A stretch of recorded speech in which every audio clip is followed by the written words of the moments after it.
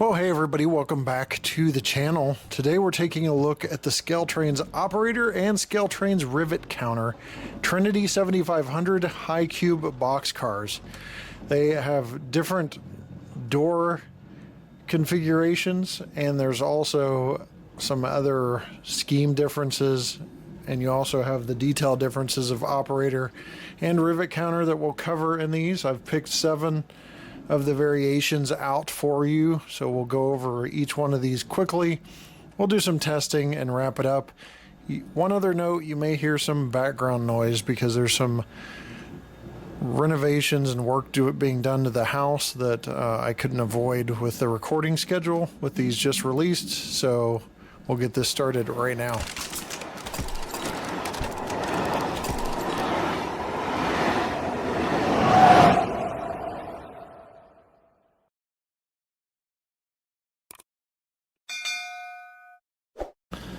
Alright, for unboxing, we have flap here,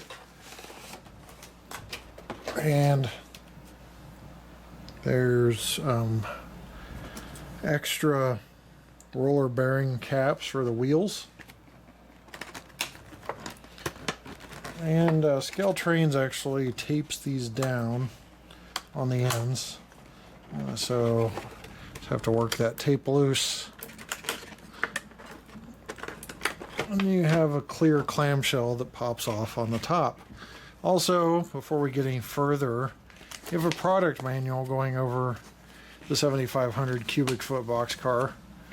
And depending on how today's review goes, I may order more because I actually forgot this BNSF swoosh version right here. But this manual goes over the details of these boxcars. It also, on the inside, has a exploded parts diagram. As you can see, tons of parts on these boxcars, so very well detailed. Usually that's a given with ScaleTrains Rivet Counter versions. And the unboxing from there is simple, with soft plastic wrapped in your hard plastic there. And there is the boxcar in all of its glory. So it really pops right from the start, but will it hold up to some of the NMRA compliance testing and other things? Let's find out next. Now this turntable is going to turn, but on the right now is the Rivet Counter version of this 7500 high cube boxcar, and on the left is the operator version of the 7500 high cube boxcar. There are some differences, and some of those differences are actually not attributed to the difference in detail and price and the different lines. Sometimes it's just different tooling. So for example, the rivet counter on the right is 2018 to present day. This operator on the left is 2016 to present day, so you can see the differences in the corrugations on these end cars. And that is, they're still going to not do a one-size-fits-all approach even for the operators. But I want to cover these differences between the operator and rivet counter lines before we move forward with this review to look at the other cars, because I think it's important that you understand. Obviously, you've seen the pricing on the operators are a better value. They're cheaper than the rivet counters, but that comes with some compromises on details. One thing that sticks out right here is a coupler cut bar is present on the rivet counter and not on the operator. You also have etched metal walkways, a crossover platform on the rivet counter, not on the operator. Usually metal couplers on rivet counters, plastic couplers on operators. There's also roller bearing caps that actually move on the rivet counter versions. And you have your reporting marks stamped on the trucks. On the operators, that the roller bearing caps do not move, and there's no detail stamped on the trucks. Underbody detail is another difference that sometimes applies. As you can see, way more detail on this rivet counter up top. You got your triple valve, all that plumbing. It really looks like quite a nest of plumbing there. It's just they're accurately modeling how these cars look from underneath. All that support structure, brake actuators, brake lines, etc. On here, on the operator, that's going to be simplified down to just the major components, such as the air reservoirs. So those are some of the main differences between your operator and rivet counter. That's not all the differences, but those are some of the main differences. Now you see the roof color different and things like that, and the different tooling. That's probably attributed to the years of these being produced and not the actual level of the details, but that is a difference. All right, so that's all I'm going to cover on an operator. I hope you got all the information you needed, but feel free to ask questions in the comments. Now we're going to start with a 360 detailed view of the car. You have your metal crossover platforms here, metal couplers as mentioned. Tucked under the coupler is a single airline hose. It's a brake line hose with silver tipped end. You've got your coupler cut bar that we talked about. There's also separately applied grab irons on this car on the end. As we go to the side, you see all of the corrugation where these cars are basically manufactured and put together. You have your door stops here, FRA striping, and all of your fine print there. There's latch detail, door latch detail, three-dimensional latches on here that are separate from that main tooling, and all of that warning labeling on the door is legible. We'll try to zoom in for you so you can see that, but all of that I can read in the viewfinder. You've got your TTX logo and door stops on the other end too, because those doors slide out and they slide in opposite directions, so they just kind of open in that fashion. So these two areas here are the door stops for this area. As we get to the end, you see the stirrups and the ladders, the brake wheel, crossover platform with the little area cut out for the brake chain to go down to the brake mechanism. All of your end printing and more corrugation on the end of the car, and then more of the same on the other side. We're gonna have to go kind of quick because we have a lot of variations to cover, but here's the roof. You got your corrugated roof there, and on the bottom is all that detail we just talked about in our comparison of the operator and rivet counter. Here's a much closer look at that.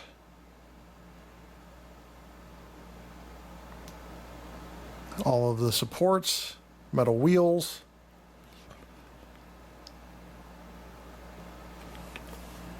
And like I mentioned, a little hard to see, but you do have roller bearing caps that roll with the wheels. And those trucks are stamped with reporting mark information.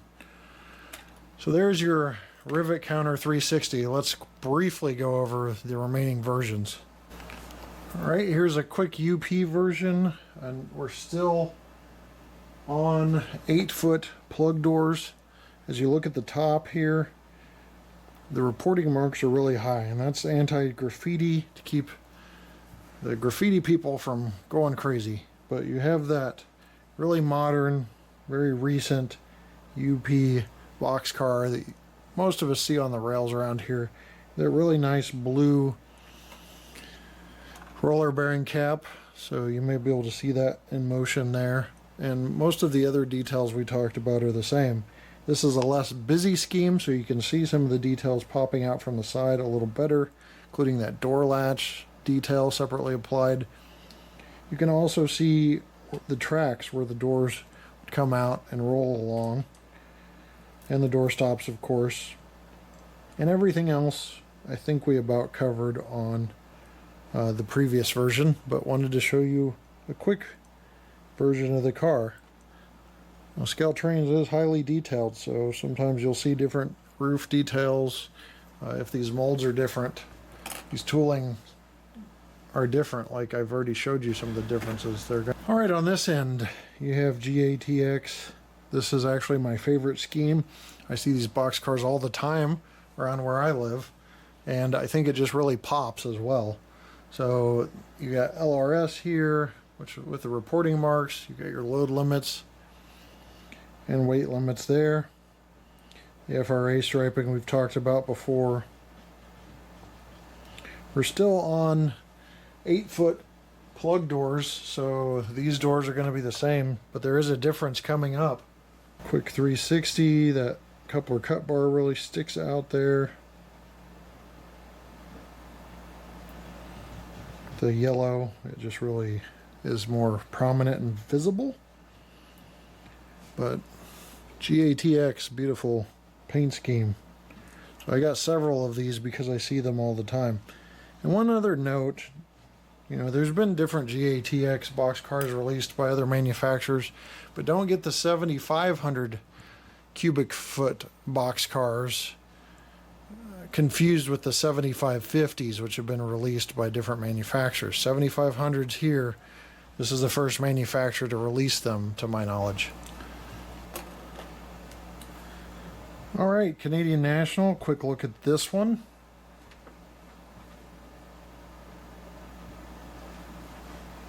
Again, still 8-foot boxcars, or 8-foot plug doors, I should say. You can see that tack board behind the latch there, and that's really, that kind of sticks out nicely. It's like a nice wood color to that. That's pretty cool. And there on the end as well. So I noticed something different with each scheme, and that is what I'm seeing on this one. So a different pattern on the roof again. You have white outlines, but different patterns than what we've seen on the other ones. Plus you've got that cross pattern there. So that must be specific to these Canadian National boxcars, or this specific version here. And that's probably because this is the 2005 as delivered version versus some of the other ones which have been more recently modified, like 2016, 2018. Here we're looking at the BNSF 2012 to present 12-foot plug door. So as you can see, very easy to tell the difference. These are double doors. This is so that spans, so a total of 16 feet for 2 of those, but this one is one single door and 12 feet. So there's a single plug door on this version.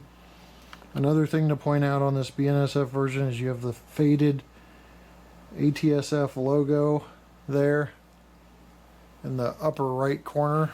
You got your darker colored tack boards, but still the FRA striping because it's 2012. So some other variations I'm sure I'll miss as well because there's just so much to cover. I don't want you guys to fall asleep, but there's some patch out detail there on this car, there, where the warning labeling has been changed. It's a really nice car as well. Last but not least, another 12-foot plug door, this time.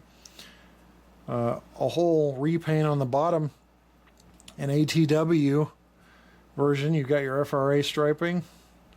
A little more prevalent detail on that plug door that you can see. And all of the other rivet counter detail we talked about before.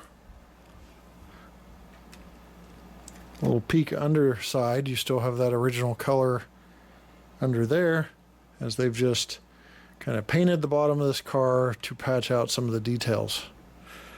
Some of the reporting marks and all that. There's a quick look at the Cross X roof. Alright, we have our scale here. We have both the operator and rivet counter versions. So we're going to go ahead and set this down. And it's 6.2 ounces. That is 175 grams. So there's your operator and your rivet counter here. 180 grams, that's 6.3 ounces. So you can add just a little bit of difference for that extra detail added to the rivet counter. All right, let's talk about car body length. These are 8.5 inches from end to end. You don't count the coupler when you do the car body weight calculation for the NMRA compliance. So that NMRA compliance does say that you have an initial ounce for a freight car, and then you have half an ounce, an additional half an ounce for each inch of car length. So you should have 4.25 as that additional half an ounce plus the initial ounce. So these should weigh 5.25, and they're almost an additional ounce more than that, which is usually fine. It's actually better to exceed the NMRA weight far more than it is to be under, because additional weight just means tracking. The only time there's an issue with additional weight is if you don't have free rolling trucks, and we'll go over that next. On the track now is 2 rivet counters. I've got the double plug door, the 8-foot. I've got the 12-foot single plug, and I've got 1 operator. And we're just going to move these around, see if there's much drag. So they seem to move pretty well. The rivet counters do have a little more drag than the operators, but they have those roller bearing caps. But they tend to move and go for a while. I don't think there's enough resistance here to drag down a train. Now body wobble, you check that. Try to get these on screen a little more for you. There's not much body wobble there. A little more in the operator than the rivet counter, but they're all pretty sturdy. Now, as we talk about NMRA compliance, we have the wheel sets. Now, I'll have to be honest here, there's not many models that have wheel sets out of gauge. It happens maybe 1% of the time, and these are also in gauge. So that meets the NMRA compliance for wheel set. Now, some of you have mentioned you want the coupler height back in the video and not on the quick stats at the beginning. So I'll appease you this time because I have some time on my hands. And that coupler height appears to be dead on. Let's look at the other end. Place that down, make sure we're lined up here. That coupler height looks to be dead on too. So coupler height's good. I'll test a few of these other ones, and if not, there's some failing coupler heights, I'll put that in the quick stats up at the front of the video so you'd see that right away. Well, that's going to wrap up our video. Really, I couldn't find any faults with the operator or the rivet counter version of these cars. They roll smoothly enough that they're not an issue with drag. They have extra weight for extra tracking through turnouts. The detail is good, really excellent on the rivet counter, and good enough on the operator. You know, I started in this hobby in 2009, and the operator was approaching the high level of detail then. So pretty good overall, no real complaints, and I'm really happy to have these modern, very modernized versions of these box cars that you see on the rails all the time, especially in my area here on the layout. So with that said, I'll leave you with a run by. Thanks for watching, and we'll see you next time right here on the channel. Take care.